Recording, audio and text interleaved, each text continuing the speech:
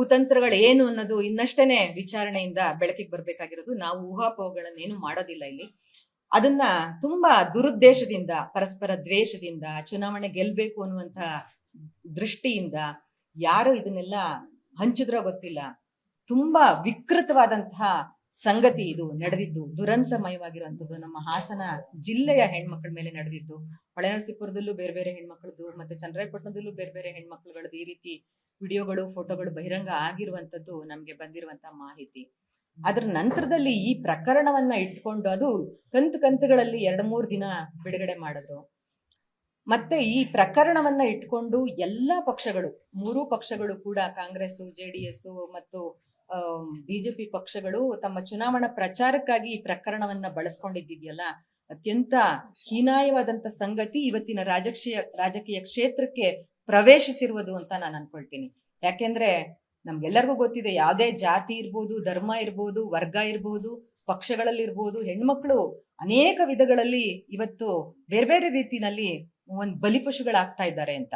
ಒಂದು ಗುಲಾಮರಾಗಿ ನಡೆಸ್ಕೊಳ್ಳೋದಿರ್ಬೋದು, ಇನ್ನೊಂದು ಯಾವುದೋ ಕಾಮದ ಪ್ರಸಂಗಕ್ಕೆ ಬಳಕೆ ಆಗುವಂತದ್ದು ಇರ್ಬೋದು, ಅಥವಾ ಮಾರಾಟದ ವಸ್ತುವಾಗಿ ಹೆಣ್ಮಕ್ಳು ಬಳಕೆ ಆಗುವಂತದ್ದು ಇರ್ಬೋದು. ಇವತ್ತು ರಾಜಕೀಯ ಯಾವ ಹಂತಕ್ಕೆ ಬಂದು ನಿಂತಿದೆ ಅಂತಂದ್ರೆ, ಹೆಣ್ಣು ಮಕ್ಕಳುಗಳನ್ನ ಅವರನ್ನ ದಾಳವಾಗಿ ಬಳಸ್ಕೊಂಡು ತಮ್ಮ ರಾಜಕೀಯ ಬೇಳೆ ಬೆಳೆಸ್ಕೊಳ್ಳೋದಕ್ಕೆ ಈ ರೀತಿ ಬಳಸ್ತಾ ಇದಾರಲ್ಲ, ಇದನ್ನ ನಾವು ನಿಜವಾಗ್ಲೂ ಇವತ್ತು ಖಂಡಿಸ್ಬೇಕು ಅಂತ ನಾವೆಲ್ಲರೂ ಅನ್ಕೊಳ್ತೀವಿ.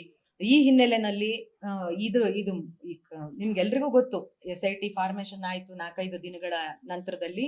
ಅಷ್ಟರಲ್ಲಿ ಸಂಸದ ಪ್ರಜ್ವಲ್ ರೇವಣ್ಣ ವಿದೇಶಕ್ಕೆ ತಪ್ಪಿಸ್ಕೊಂಡು ಹೋಗಿದ್ದಾರೆ ಎನ್ನುವಂತಹ ಮಾಹಿತಿಗಳು ಕೂಡ ಬಂತು. ಈಗಾಗಲೇ 1 ತಿಂಗಳಾಯ್ತು. ಅವ್ರನ್ನ ಹುಡುಕುವಂತ ಪ್ರಯತ್ನಗಳು ಬೇರೆ ಬೇರೆ ರೀತಿನಲ್ಲಿ ನಡೀತಿದೆ.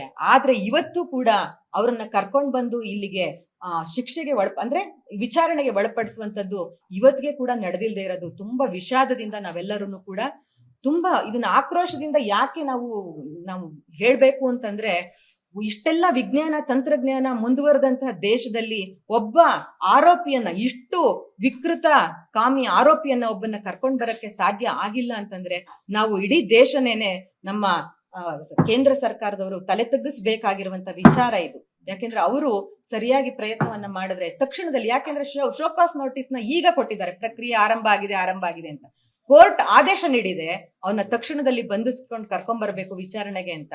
ಇವತ್ತು ಶೋಕಾಸ್ ನೋಟಿಸ್ ಕೊಟ್ಟು ಇನ್ನೂ 10 ದಿನ ಅವ್ರಿಗೆ ಅವಕಾಶವನ್ನ ಕೊಡ್ತಾರೆ ಅಂತಂದ್ರೆ, ಯಾವ ರೀತಿಯಾದಂತಹ ಇದನ್ನ ಬೇಕಂತಾನೆ ಇದನ್ನ ಮುಂದೂಡಕ್ಕೆ ಈ ರೀತಿಯ ಪ್ರಯತ್ನಗಳು ನಡೀತಾ ಇದೆಯೇನೋ ಅಂತ ನಮಗೆಲ್ಲ ಅನುಮಾನ ಬರ್ತಾ ಇದೆ.